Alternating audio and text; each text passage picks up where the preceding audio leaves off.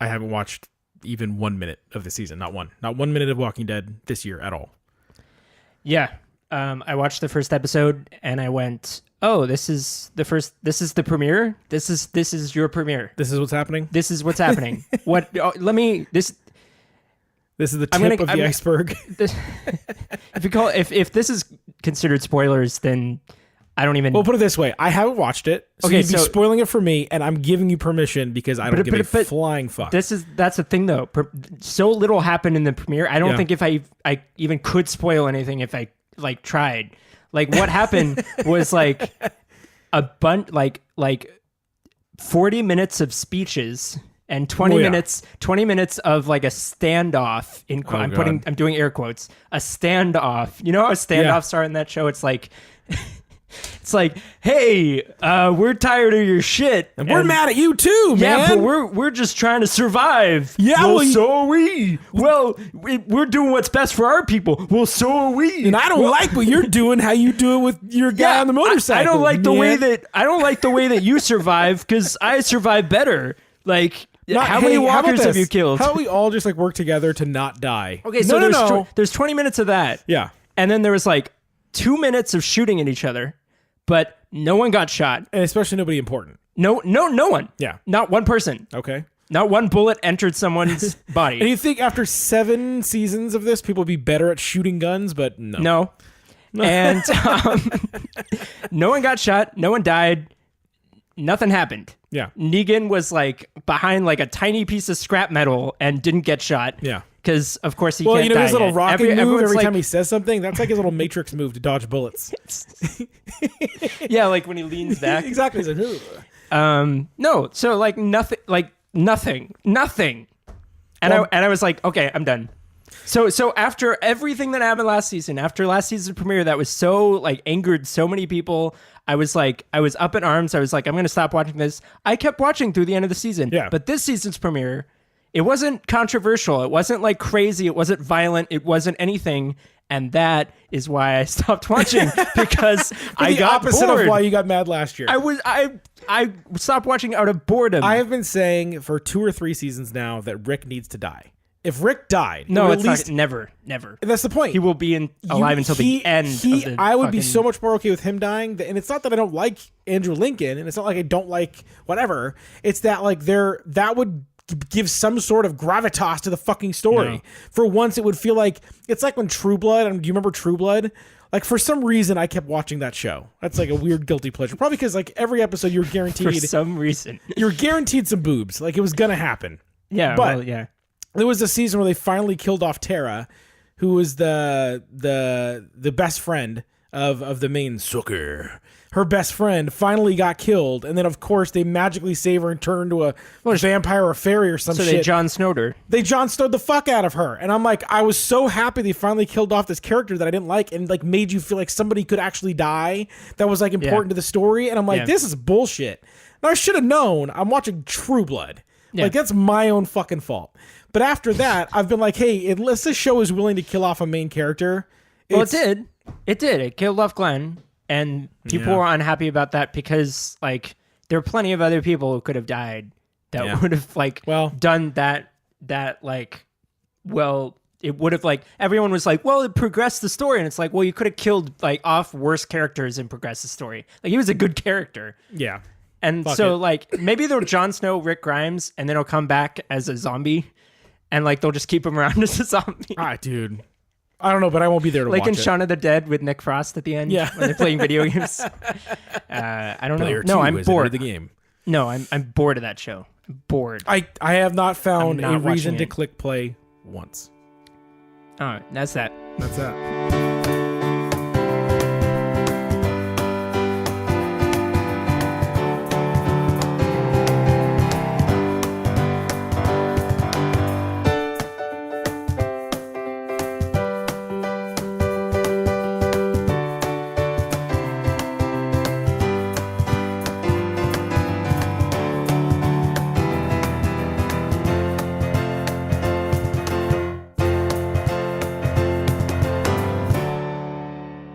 Welcome to episode 37 of the Unreasonably Angry Podcast. My name is Gary. My name is Eric. And how are you fuckers doing? 37. 37. In a row? In a row. Yeah, we haven't missed a week. Did you miss the reference? No. You didn't miss the reference? No, I did miss the reference. What are you talking Remember about? Clerks? No, it's been a while. 37. My girlfriend sucked 37 dicks. Do you remember in a row? Do you remember? That. Oh, yeah. No, I do remember that. Tried to suck any dick on the way through the parking lot. But do you remember the conditions in which I watched that movie? Yeah. You were pretty drunk. I was pretty drunk. It was your birthday party, right? Something. I don't know. I was... We had some kind of hard alcohol. I'm pretty sure it was scotch. Scotch. Did we have Lagavulin or something? Most likely. Mm-hmm. Yeah. Well, if we're going to drink scotch. Nectar of the gods. Let's drink good scotch. Yeah. Ron Swansman's. You're doing great so far. Ron Swansman's. Ron Swanson's drink. Okay. Die Hard is a Christmas movie. Whoa. I'm just going right in. Okay. Die Hard is a fucking Christmas movie. Now, for those of you out there that are wondering, well, that's a fucking random thing to just say to start an episode. There's contention. There is contention. There has been an argument back and forth for years on whether or not Die Hard is a Christmas movie. Now, I never long time. I never really got up in arms about it because it wasn't one of those movies that I watched every year. I've seen it a few times, but it wasn't like a yearly thing for me. But in my head, I would just kind of associate, okay, some people consider it a Christmas movie. It never really bothered me. Mm-hmm. But this year we have a Twitter.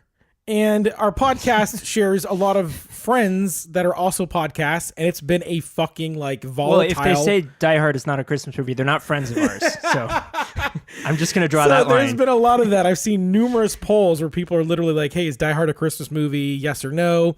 And then it was funny because somebody that did that, when everybody, the majority said yes, this person's like, no, you're all fucking wrong. Why did you ask? It's funny. It's just, it's that unnecessary. But to be honest, in a day and age right now where but why take a poll when you're not prepared to accept the results? Oh, because you're just there to argue and have fun. I'm okay with that. The way that's my point is right now in this day and age where literally every day it's either something Trump said when people are getting really mad, or it's some new guy got accused of sexual harassment. To have a dumb Twitter poll about Die Hard, to me at least, has been fun and entertaining for me to watch. At least see. Bruce Willis might be a dick on set, yeah. But at least nothing has come out about him yet. Yeah. We can at least hold on to that. I love how now after every time we say that, we have to say the word yet. You really have to say yet. Yeah, you do. Nothing's come out about this guy. But yet. I think that's kind of funny though that you can say now that we've heard about Bruce Willis being a dick forever, and we've heard about other people being dicks, and But now you have the group of dicks, but then there's people much worse. So it's we can go, well, the dicks aren't that bad. Yeah. They're just not very nice. That's a funny sentence he just said too. Yeah, the dicks aren't that bad. I said the. I did not just say anyway. So well, no, but that's the truth. It's would you rather somebody just be an asshole? Oh, I didn't like that guy because he's an asshole. Well, I bet you wish he was just an asshole now and not some sort of sexual assault criminal butt toucher. Yeah, you know what I mean? Because you can't yeah. The thing is, it's always that too. It's either people jerking off into bushes or people squeezing butts during pictures. I feel like that's the two giant ones that keep coming back and forth. I took a picture with them and he touched my hiney. I'm like, oh, all right, that sucks. Okay, let's move on. So you watched Die Hard last night. Okay, so let's start from the beginning. Die Hard is, in my opinion, the best action blockbuster of all time. That's my opinion. Okay. I think it was central to the formation of those kinds of every day in the time we had what year did it come out? 85, I believe. So we had the first Terminator before that, probably. First Terminator before that, on the way. I believe the first Rambo. Which was called First Blood. Yeah. So yeah, and we watched Die Hard last night. Yeah. And we at one point he says something they reference Rambo Yeah, he says you're probably one of those guys that likes John Wayne and da-da-da, and he's like, oh, I was more of a Roy Rogers guy. Hans is telling John you don't try and be Rambo or something like that. Yeah. And he was like, I'm not or whatever. And I thought it was funny because it's like the movie is like purposefully distancing itself from these action movies in the 80s where like the lead action hero is like untouchable and like the Terminator literally can't be killed, and it's like. To be fair to that topic, I agree with you for the most part. My point was going to be is normally going into these action movies, there's all this backstory of why this person's such a badass. Like John Rambo he's a Green Beret. He's this crazy fucking Green Beret who's like battle tested and survived these crazy things. But one of the things that I like about First Blood and why First Blood works so well for me, not to get off the topic of Die Hard, which we talked about before the episode, let's not tangent on tangent, but hey, this is a tangent. John Rambo gets injured quite a bit during his thing and has to like stitch himself up, and he gets injured. And if I remember right, even Sylvester Stallone got hurt during the filming of the movie. So they really did paint him as like he was a vulnerable character. And toward the end, you see all the PTSD that he went through. Yeah. So that was cool. But you're also setting up this character as the reason he can survive and basically fight off 50 guys is because of this. Yeah. Whereas John McClane is he's just a New York cop. He's just a cop. He's just a badass. He's not New even York like cop. You never even like find out his rank. He's just a cop. Yeah. And so like I love that, and I love that like he throughout the whole movie he's like always like just like slugging along like I gotta get through this. Like he gets tired and he gets like hurt, and like his wife beater fucking barefoot. His wife beater gets stained with sweat, and he eventually takes it off. Yeah, like it's like I mean that's I think to me that it's a symbolic thing, and you don't have to have him be barefoot, right? Like that's not a necessary part. All the other shit that happens to him is still fucking a lot to go through, right? Yeah, but they have him be barefoot because that is so vulnerable. Like when you're barefoot, like in that kind of a situation, if you think about it. You can have all this other stuff going on, but you always have shoes on.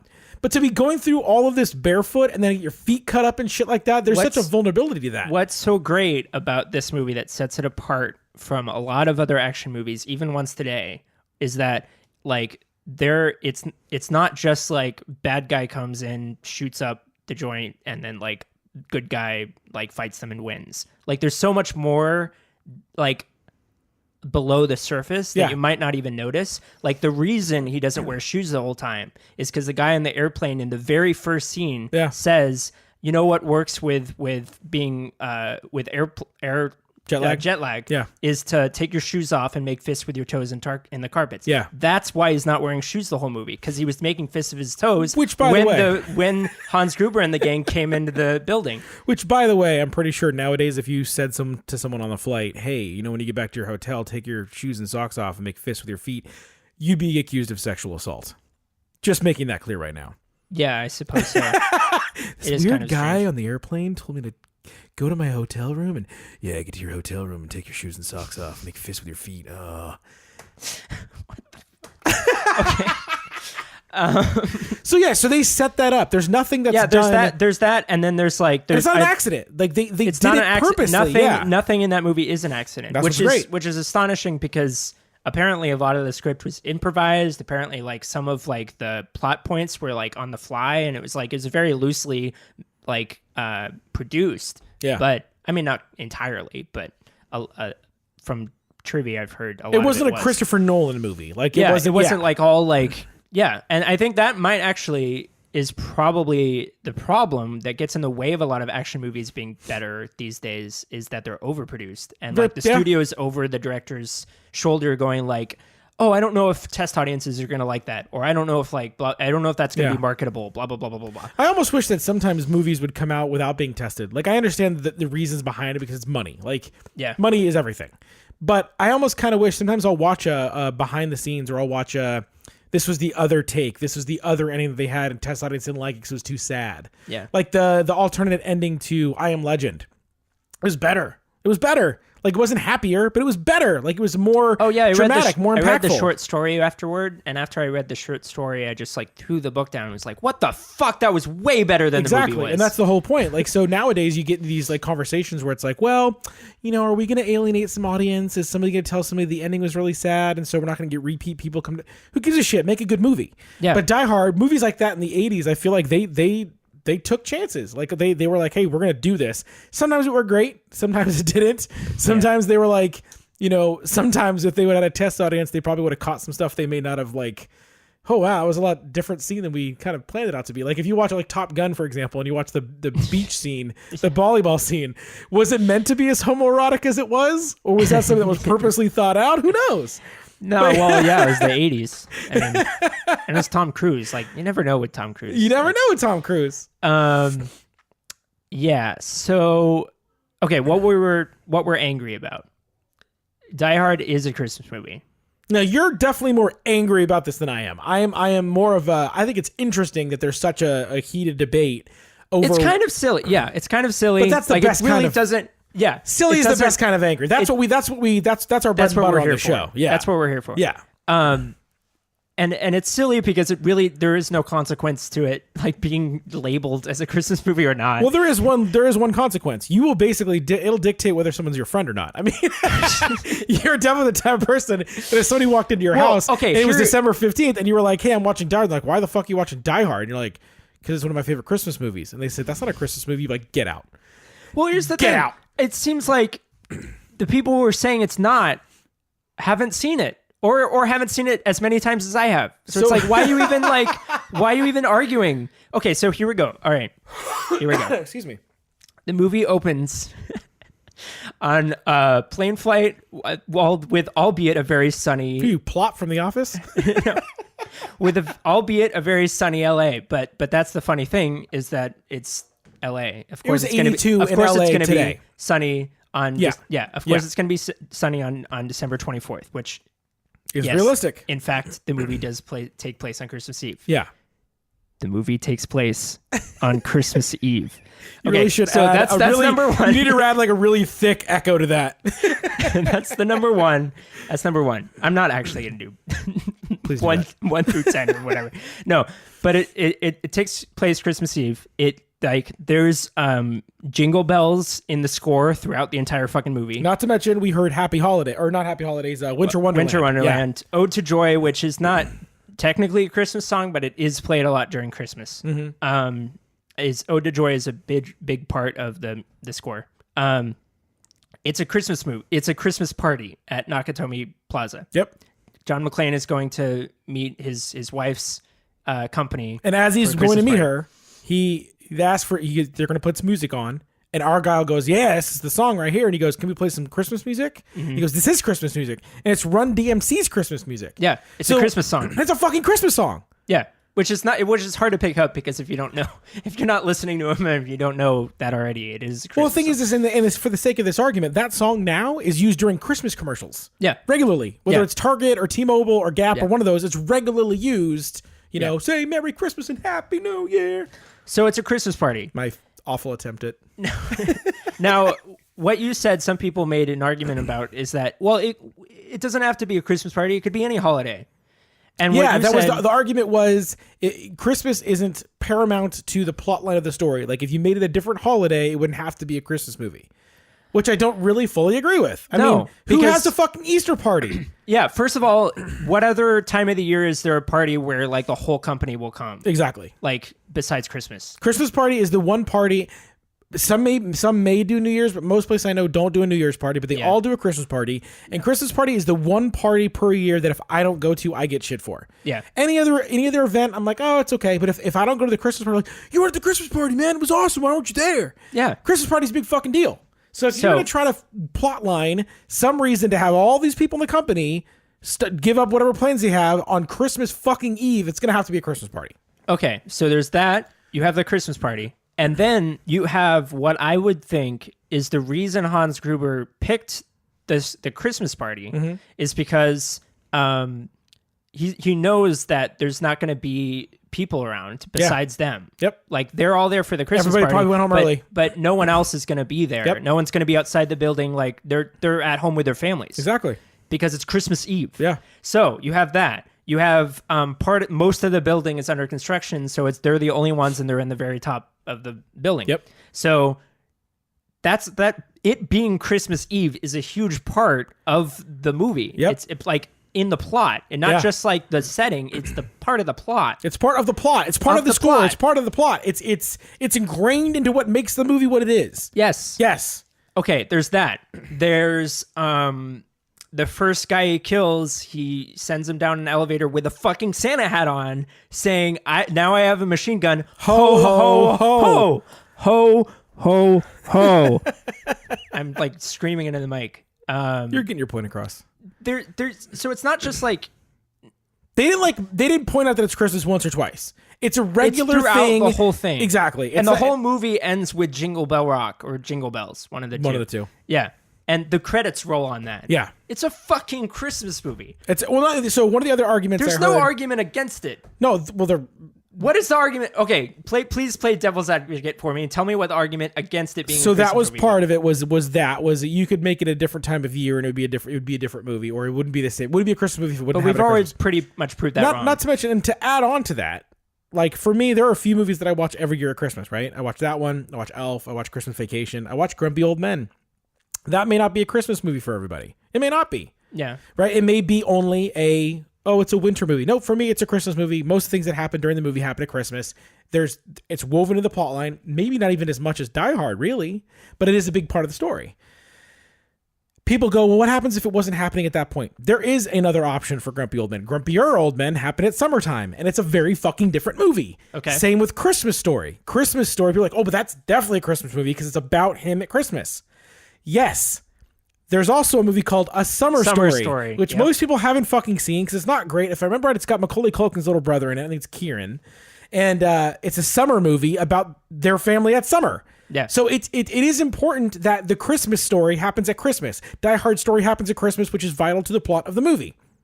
The other argument that I've heard is that because it was released in July of '85, it's not a Christmas movie. Okay. Which, if you want to... I definitely think that release dates now are geared more towards the season than at any point in our history of movies. Yeah. I don't remember the 80s and early 90s being as vital to it has to be. So, for example, Home Alone was released in November. Nowadays, if you're going to release that movie, a Christmas movie, would you release it as early in November? Would you release it in December? Would you want to maximize that Christmas time? Who knows? Yeah. Nowadays, you have to consider Star Wars. You have to consider, well, fuck, can we release it in December? Well, because Star Wars is going to dominate December. Are we going to get our movie watched? Right. I'm going to release it on Christmas Day. Well, if we release it on Christmas Day, you're not watching it leading up to Christmas. There's all those little things that play into it. Also, it being released in July and it initially coming out, that doesn't mean that it can't evolve over time. Exactly, to become a Christmas movie. Exactly. Yeah. So the other thought about that is I looked up a couple of my other go-to Christmas movies. Now this isn't one of my favorites of all time, but it's one I try to catch up with every few years. Gremlins. Now, some people go, well, that's not a Christmas movie either. It absolutely is a Christmas movie. That's how he fucking gets Gizmo. It's a fucking Christmas present. Yeah. Right? It's a huge deal. And they fucking sing a Christmas carol. The fucking Gremlins do. It's creepy as shit. That movie was released in June also. Yeah. So if you're gonna dictate it based off what time of the year was released, that's a stupid argument. There are also plenty of movies that end during the Christmas season. Yeah. It's a family good happy movie and the family all gets together at the end on Christmas and it just happens to be Christmas at the end. Yeah. That's not a Christmas movie, but that'll come out at any time of the year. It doesn't matter. But so that's kind of what we were talking about, though, is how do you dictate what makes a Christmas movie? So where's the line? Where's the line? Where do you draw the line? Yeah. So Christmas Vacation is a Christmas movie because it's National Lampoon's Christmas Vacation, right? Yeah, it's literally in the title. Not only is it in the title, National Lampoon's had other vacations. They had the European Vacation, they had a Vegas Vacation, they had regular vacation. Those movies exist. So that one being the Christmas Vacation, okay, that's the Christmas movie of that series. Right. Okay. You have movies like Elf. Obviously, it's an elf. It's about an adult man who grows up as elf. Christmas as they come. Yeah, because you're it's trying to spread Christmas cheer by singing loud for all to hear. Yeah, and Santa is literally a character, so it's exactly. Yeah. So that makes sense. But outside of the ones where it's basically baked into the movie being specifically, the thing is there are Christmas movies that you can only watch at Christmas, right? Yeah, it's gonna be a little weird if you pop in Elf in July. I'm not saying you can't, but it'd be okay, this is it's a little weird. You know what I mean? So it's having whereas Die Hard you could watch any time of the year. So if you were to say, okay, obviously there's gonna be varying degrees of that, but what dictates that? Is it a movie you'd only watch at Christmas or a movie you would watch at Christmas and other times? See, if I watch Die Hard at any other time of the weird year, I would feel weird about it. Okay. I'd feel they're talking about Christmas and like there's a Christmas song now and blah blah blah and it's not Christmas. Like, why am I watching this? Exactly. Not so why for am you, I it's, watching it's this, literally but, like ingrained into that Christmas DNA for you. Yeah. I've watched it like in December, like the past 5 or 6 years. And that's how I am with Grumpy Old Men. Yeah. I literally watch it every year, usually when Jeff's up, because that's me and Jeff. We're two grumpy old fucking dudes, and we sit there and argue and bitch and call each other dickhead. Sure. And the thing is that movie is now a Christmas movie for me, whether or not you'd call it a Christmas movie. Another good option, another good example is Just Friends. I personally think it's a Christmas movie. Most of the movie takes place at Christmas. Not all of it, but most of the movie takes place at Christmas. That's what I think is, like, mostly makes a Christmas movie a Christmas movie. But I'll tell you right now, most of it takes place during the Christmas season. But I'll tell you right now, I'd also watch Just Friends outside of Christmas, but over the years, it's slowly become one of my go-to Christmas movies. Yeah. So if you're going to dictate a movie on whether or not it's a Christmas movie based off when it's released or when you watch it, well, the thing is if it becomes a regular staple of the Christmas season, and it becomes more and more, and it kind of spreads like wildfire, to me, that kind of dictates. It can become a Christmas movie. Now, what I can understand is that, like, people don't get as into Christmas as other people. Sure. So they might not care, like, if they watch, like, a movie that people might consider a Christmas movie at another time of the year. They might not care as much. Yeah. But I am into the Christmas season, and I enjoy, like, watching seasonal movies, like, during the season. So, like, yeah. So I could see that, like, the reason I'm so upset about it being a Christmas movie, because I, like, really enjoy it at Christmas, and I can understand if someone's not as into Christmas, they don't care as much, and they might not consider it a Christmas movie. Here's another, this just was cracked in my head. I forgot about this one. Home Alone. The first movie, right? That's definitely, 100%. Whole movie takes place about he being alone at Christmas. Yeah. But so does Home Alone 2. But in Home Alone 2, it doesn't have near as much focus on Christmas as Home Alone 1 does, right? Okay. He's lost in New York. So, like, he does go shop at Gimbel's or whatever that place is called, or whatever the toy store is called. He does get a big-ass Christmas tree in his thing, but most of the movie isn't, like, hammering home the thought of Christmas. But you'd still watch Home Alone 2 as a Christmas movie, right? That would go along with Home Alone 1. And they play it on ABC Family at Christmas. Speaking of which, there's, like, Home Alone 5 now, and one of them was really fucking creepy and bizarre to watch. It was, like, shot on digital, and, like, when you're watching, like, this is fucking creepy. There was one that was released when I was a kid, and that was the one I ended up watching first. I'm sorry. Yeah, it was weird. It was weird. Yeah. There's some fucking weird ones. The bad guys were just, like, really, like, weird. I think one of them, the bad guy is French Stewart from Third Rock from the Sun. No, I think the guy who squints all the time. Yeah, it's fucking weird, man. It's got like this weird ominous feel. Like all the sets are very cold, and like it gave me the heebie-jeebies. It doesn't have that like family feel. Which, by the way, my daughter now is of course 2.5. And she's starting to really like Christmas music, and she's obsessed with music from Home Alone. So I turned on the movie. And as I'm sitting there watching, I'm like, she's not ready for this. Because basically, as Marv and Harry go to break into the house and they keep falling, she's like, is he okay? Is he okay? Oh, no, he fell. And I'm like, I don't think I need to have her watch guys get his fucking head burned off and hit his face with fucking iron and shit. Yeah. So maybe she'll watch that in a couple years, and then a couple years after that we'll show her Die Hard. Yeah, well, no, absolutely, because I thought about it, and I'm like, when was the first time I watched Home Alone? I was probably 4 or 5. And I remember the first thing that I did was we went home, and my brother and I decided we would set up a trap for my mom. Oh, of course. And we got like a little green bucket, and we put like tennis balls, and we put a couple softballs in there. My mom walked in, opened the door, and it fell and hit her in the head. Oh my and she God. was mad, but she was also like, wow, the fucking like ingenuity you guys took to like set up a trap is kind of impressive. Like, what did I expect after I showed him that movie? Yeah. And Nightmare Before Christmas is the other one. Like Nightmare Before Christmas, like people argue, is it a Christmas movie? Is it a Halloween movie? I think it's both. But you can watch it anytime between October 1st and December 31st. Exactly. Yeah. And my daughter's been really into What's This? The song, the Danny Elfman song from the movie. Yeah. And so she was watching it on YouTube, but then it all of a sudden like switched over to like one of the Halloween songs and like freaked her out. And she's like, no, I don't want this one. I was like, you're probably not ready for that one yet either. But yeah, so that's the kind of order that it goes in. It goes like Home Alone, Elf, or probably Elf, Home Alone, Night Before Christmas, then Die Hard. Yeah. Yeah, I don't need her saying Yippee Ki Yay, motherfucker just yet. Hey everybody, just a quick word from wearedapperties.com. We Are Dapperties is a company created by brothers Andrew and Julian who believe that feeling and looking great should be an affordable right for all. So whether you're wearing a suit and tie daily, or heading to an interview, or a classy date, you need a dapper tie. I know lately, a lot of jingle bells, and the other day I was getting out of the shower and looking at my jingle balls and trying on a tie. And Why? What is this about trying on ties while you're nude? I don't know what it is. There's just something so like amazing about a fancy tie. Is it just like putting it against the blank canvas that like makes it stand out? Exactly. And if you picture the thinning look, the long lines of a long tie going down, then your dong are going straight down. It's just like a continuous line. Exactly. It's like photography where you take pictures of angles and you take pictures of straight lines. Yeah. Yeah, kind of like that. All right.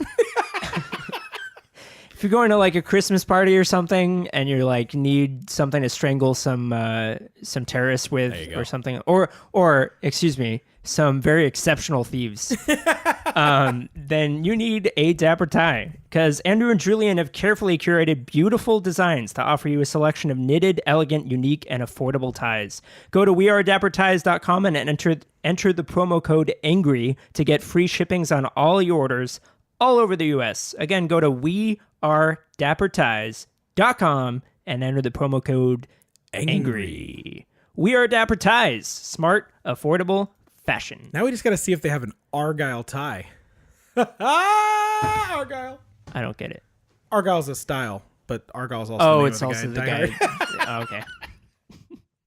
All right, so want to shift over and read a couple emails that we got this week. Okay. First one, it's a little bit long, so I'll try to get through it as quick as I can. Hello, gentlemen. First of all, just want to say that I've enjoyed every episode you've put out. Well, thank you, sir. As soon as I get to work on Monday, I start listening to your podcast. It's probably one of the only good things about Mondays. Oh, well, that's rough. Anyways, a few weeks ago, Eminem released a song called Walk on Water featuring Beyonce. I enjoy the song because it shows Eminem maturing as a music artist and as a person, but naturally he still drops lyrics that are still controversial. The line that has caused so much controversy is, quote, kids look up to me like a god. This is retarded. The word retarded is what people are throwing a fit over. People are upset that he's still using the word retarded, and people are going after Beyonce as well, saying, honestly shocked and appalled that @Beyonce agreed to record a song with @Eminem in which refers to something he doesn't like as, quote, retarded. I understand the people nowadays are a bunch of vaginas, but come on. It's music, and he's not calling anyone retarded. There was a lady on Twitter that tweeted, using the word retarded as a song is disrespectful to people with disabilities. My child is not your punchline. First of all, judging by her profile pic, I don't think she's an actual listener of Eminem. Second of all, Eminem has said things that are far worse. Third of all, due to my laziness, I didn't tweet back, but I really wish I would have. I would have said something along the lines of, yes, he is. Jesus. That's not necessary. Jesus Christ. I just hate that people are overly sensitive nowadays and have to find an issue with everything goddamn liberals. Thanks, Carlos. Well, there's lots to unpack there. I'm going to go ahead and start real quick with number 2. Eminem has said thing far worse. I don't really think that's necessary to get into because, yes, he has. And B, it's definitely true. Yeah, and B, you also said that some of the music that he's making now is showing he's maturing as an artist. So basing it based on like what he used to say back in the day. I mean, yeah, he talked about microwaving his pets. So I mean, he's all over the fucking map back in the day. Drugs will do that to you. Tweeting back, yes, I'm glad you didn't tweet back because you're better than that. But realistically, the part we wanted to talk about, the part that we can address here is that word. The word retarded. It is a sensitive topic now. It is a sensitive word. Well, about the email, there was one thing that he said that the woman said, my child is not your punchline. Yeah. And I was like, wait, what are you talking about? It wasn't a joke. That's the thing. The line isn't a joke. It's not. It's just like he's just using the word.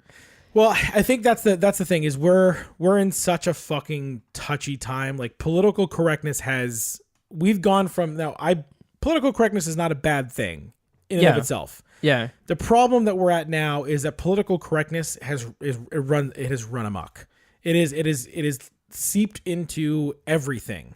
So much so that I literally saw a stand-up comedian posted the other day on Twitter a letter from a venue that he'd been working with or a production company he was working with.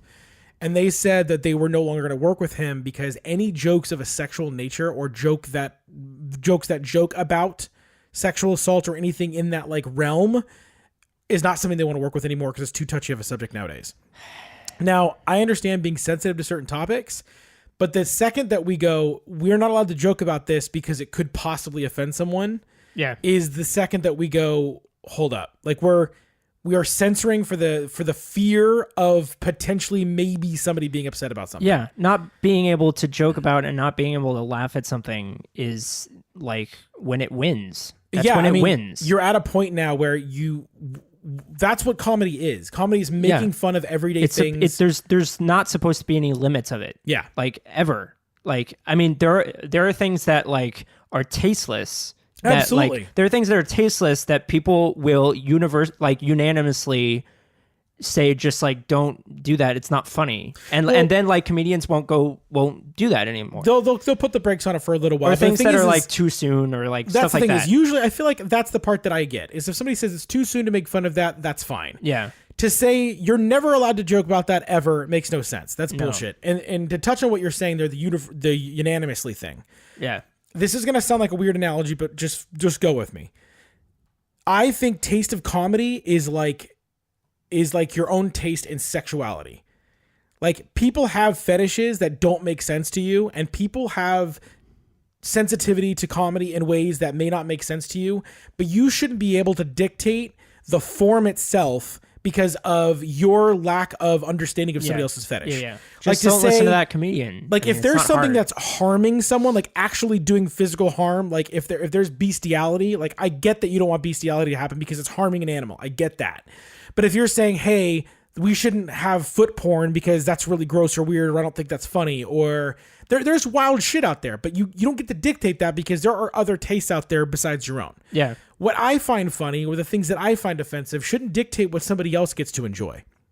No. For example, Holocaust jokes. Certain groups of people don't find Holocaust jokes funny. There's certain... Sure. Then that's fine. Like that, I understand. Now, are you going to tell me that there's never been anyone who's ever made a Holocaust joke that's made it funny? Probably not true. Same with rape. Same with 9/11. Like there's a good chunk of time where people said you can't make jokes about this. And now people are making jokes about it. Now, whether you feel like that's okay, that's up to you, and that's fine. That's your own personal taste. Yeah. But to say that somebody else isn't allowed to laugh at something because of your own personal offense, like I have Jewish friends that make way worse jokes than any racist people I've ever heard, just because that's how they cope with part of what they've experienced as a people. I think part of it, which it might sound insensitive, but it's kind of it's kind of my opinion that the worse topic, like the more touchy the topic, the kind of the funnier you have to be. Yeah. Like if you're gonna make a joke about the Holocaust, like if not just like you tell to your bros, but like if an actual stand-up comedian put a joke about the Holocaust or 9/11 or whatever in their stand-up, they're gonna if they're not funny enough, if it's just only like kind of funny, then it becomes tasteless. Here's a really great example. I think Lonely Island as a group is pretty damn funny, right? They've made some hilarious shit. They've made some great sketches. Dick in a Box.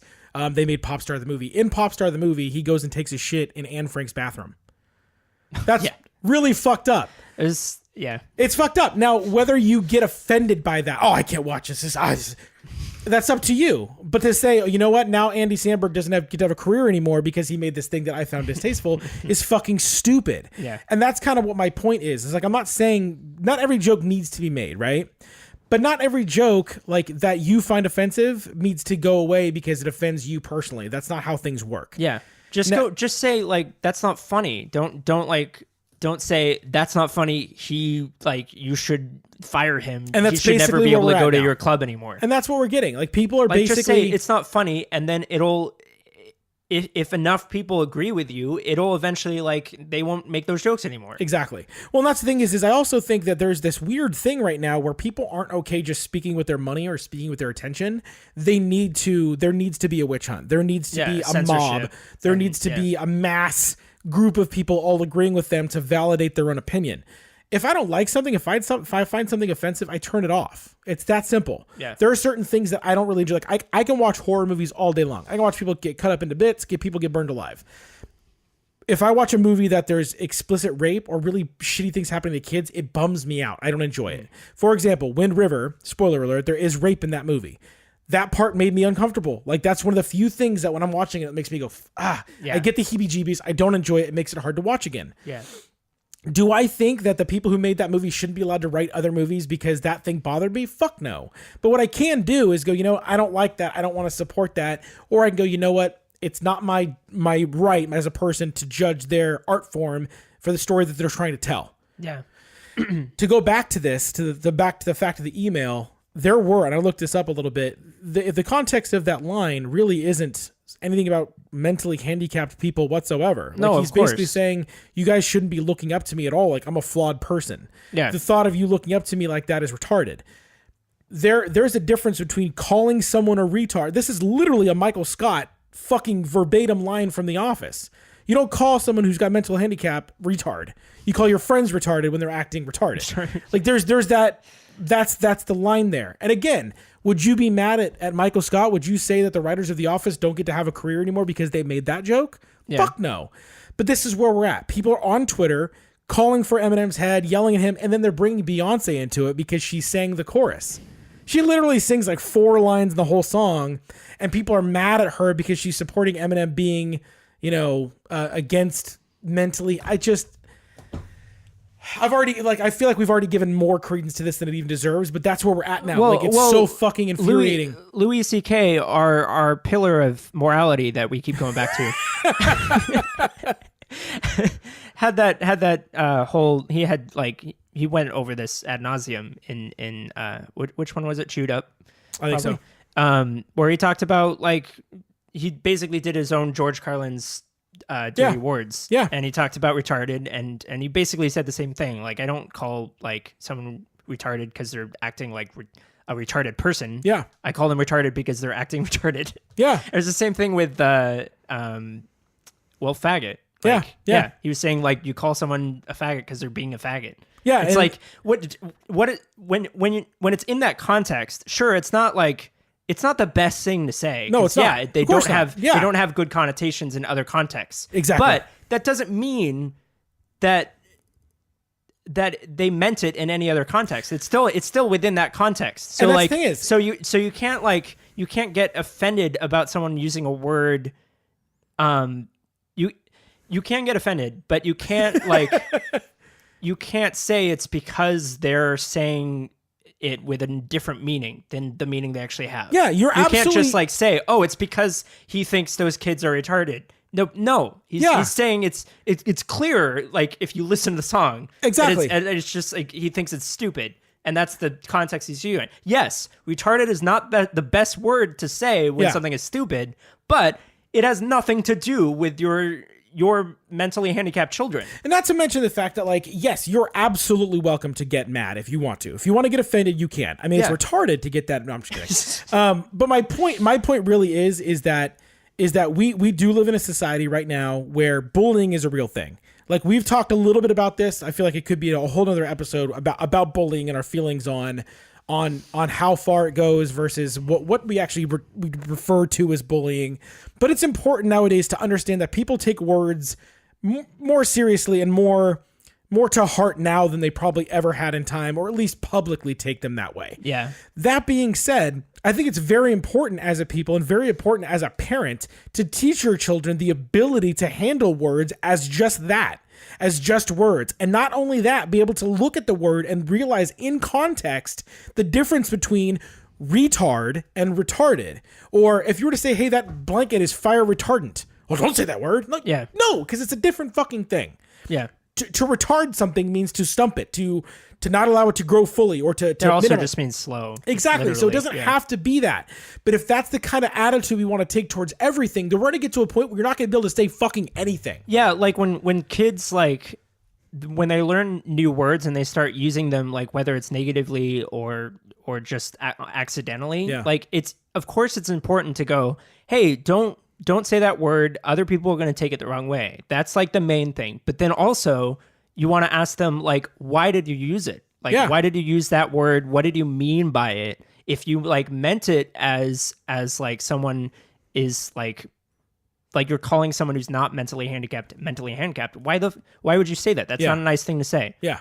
Like, don't do that. But if they like accidentally said it, like because it's being stupid, you just explain that's not the best word for calling something stupid. You can use a different word. Yeah.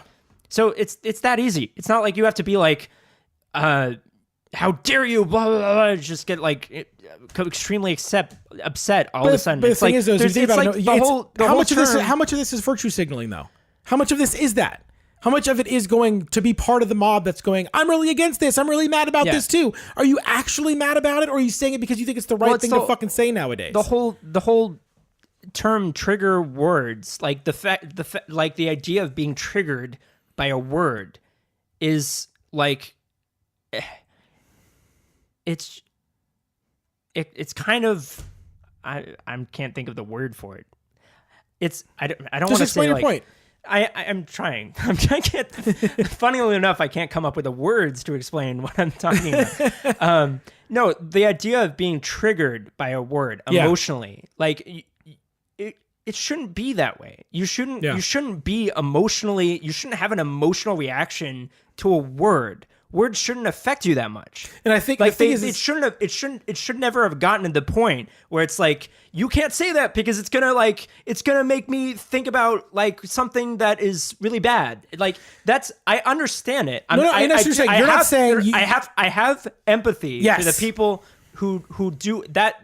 I'm not you understand it. I'm not discounting it. I'm not saying that's not a real thing that happens. Yes. I understand that people have emotional reactions to words, but I'm saying it's unfortunate that we've gotten to the point where that's true. Exactly. Like, that's what I'm saying. I understand 100% of that. Yeah. We should have like in parenting, in teachers in schools, like we should have stopped it from getting that point. We should have just been like, words don't have that much weight behind them. They're just words. Well, you don't have to go like, and that's part of like the whole thing with censorship in America is like, by censoring shit, we give more meaning to it. Of course. So it's like by saying like retarded is a horrible word, you're making retarded a horrible word.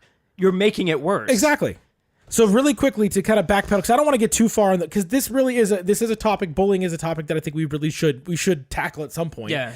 But we also, like what you just said, the word shouldn't have that much fucking weight to them. That's true. And we did used to have a saying.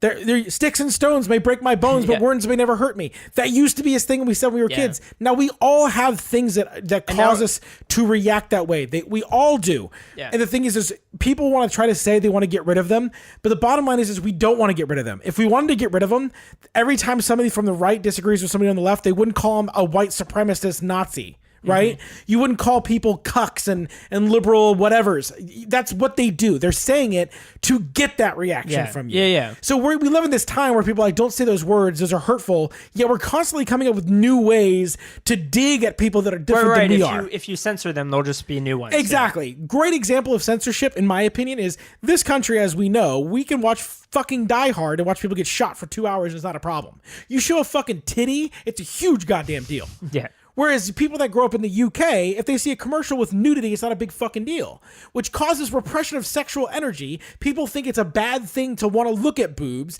And the next thing you know, you have people sneaking around and stealing porno mags. It's a fucking like getting STDs. It's a weird trickle down. It's trickle down sexonomics. It's a fucking thing. You started at the top, you make things a big fucking deal, and slowly but surely it creates a negative connotation to it instead of just being a conversation. But maybe that's it. Maybe that's it. People don't want to have the conversation. People don't want to go, you know what? Maybe I shouldn't be thinking about Eminem and Beyonce as the people I should be having my kids look up to as what words they should be using. Mm-hmm. Fuck, shit, ass. I mean, there's so many words that fucking Eminem uses. What is it? What's that? What he goes, Sonny Bono and Christopher Reeves, or Sonny Bono. What? You have to cut this part out. Sonny Bono skis horses and hitting some trees. He basically talks about Christopher Reeves being handicapped from falling off a horse and Sonny Bono dying from skiing. And you're worried about him saying that we're retarded? Maybe you should allow your children to listen to fucking Eminem if you're worried about content. Well, that's the thing. And to be shocked, real quick, to be shocked that Beyonce, she's married to Jay-Z. Listen to fucking Jay-Z's music. Like, I don't have a problem with it, but I know if I listen to Jay-Z, somebody who grew up in fucking Brooklyn, he's probably going to have a little bit more of a potty mouth in his music than you would. Oh, lady. You get really angry. It's fucking stupid. Well, okay, so I'll add to that. I think it's dumb that parents would get mad at they would get mad at someone like Eminem for saying something that might offend their children. Yeah. It's like, well, your children should not listen to people like Eminem until they're mature enough to realize that he's not saying retarded in that context. Yeah. They should be mature enough to understand that. Like if your child is listening to an Eminem song before that they're that mature, that's your fault. Well, not you to should censor your own children. It's not our responsibility to censor Eminem. It's your responsibility to censor your children from Eminem. And that's the best part. Want them to. The best part for me is if you think about this, if this woman is upset that her child could be the punchline, how old's your child? Under the age of 15? Okay. Well, Eminem came out 20 fucking years ago. Okay, I was 15 when I heard My Name Is. So as a parent, if you're in your 30s or your 40s, you probably listened to Eminem or knew about him 20 fucking years ago. Yeah. So it's not new shit. Yeah. So the fact is, you are now trying to change an art form. People like to do that. People like to go, art shouldn't be censored. Art should be what it is, right? As long as it's not the art that I look at. I don't want you to censor my art. I want you to censor that art because it's not something I'm interested in. Mm-hmm. I don't think you should be allowed to say XYZ because I find it offensive. It's the same shit. People got mad at Elvis Presley for shaking his hips on TV. Yeah. I mean, what the fuck? Yeah. Like, I'm not comparing shaking your hips to calling people retards, but that's not even what fucking happened here. I mean, if Elton John can get over his weird uncomfortableness and get on stage with Eminem and do that performance with him, remember with Stan? Everybody got mad because Eminem had too much homophobic lyrics in his music because he used the word fags. And people are like, oh my God, so inappropriate. How could dare? And then Elton John comes out and goes, you know, he's fucking incredibly talented. I'm going to go on stage with him and I'm going to perform Stan. It's like, yeah, that's the whole point. Look, man, if you want to not like him as a person, fine. If you want to say his music is inappropriate, fine. Don't buy his fucking albums. Yeah. Don't let your kids listen to it. Yeah. That's the part for me that actually makes me the most mad. It's exactly what you fucking said. It's not anybody else's job to parent your kid, but you. Yeah. So if you don't like what he's saying, either you don't let your goddamn kid listen to it, or you sit him down and go, look, this is why we don't use those words. Yeah. It's that fucking simple. Yeah. People have this like, woo! Yeah, you got really angry. Like, you know why? Because I've been listening to people bitch about Eminem for 20 fucking years. Yeah, that's it. yeah. They tried to blame him for fucking Columbine. They tried to blame fucking Marilyn Manson for Columbine. Oh, like, yeah. Those kind of fucking things drive me goddamn fucking bananas, dude. Yeah, Nine Inch Nails is my favorite band. And people Oh, did you know they're responsible for Columbine? Yeah, they're responsible also? For Columbine. No, I mean, what I was going to say is people having this feeling like they have this right to change things about the world when they've like it affects them somehow. Yeah. It's like, no, you don't have the right to just go Eminem should not be should not do whatever because I don't like it. Yeah. It's that simple. Like it's not your right to change something about the world just because you don't like it. Yes. It's that simple. Yes. That'd be like basically saying, you know what, you're not allowed to make XYZ food because I'm allergic to it. Yeah. I don't say milk. That. I don't walk into a restaurant and say, I'm allergic to milk. You shouldn't be able to make that because I can't eat it. Exactly. I just go, what do you have that doesn't have milk? What rappers do you have that don't say retarded? It's that fucking simple. Will Smith. That's one. Oh, yeah. Listen to Will fucking Smith.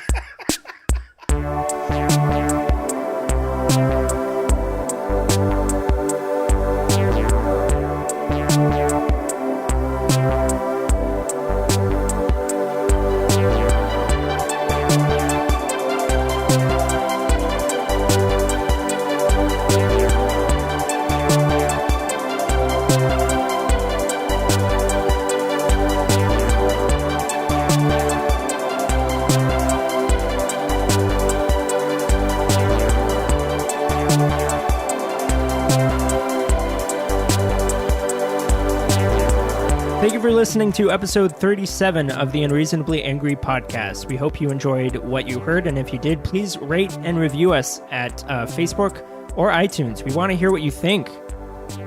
And if you have any thoughts, questions, comments, concerns, do you have something that pissed you off? Do you want to email us? We will talk about it. We're not going to censor it for you, though. We will not censor it for you. Send us an email to unreasonablyangrypodcast@gmail.com or shoot us a direct message or add us on Twitter and we'll get back to you. Until next time, my name is Eric. And I'm Gary. Stay angry, fuckers.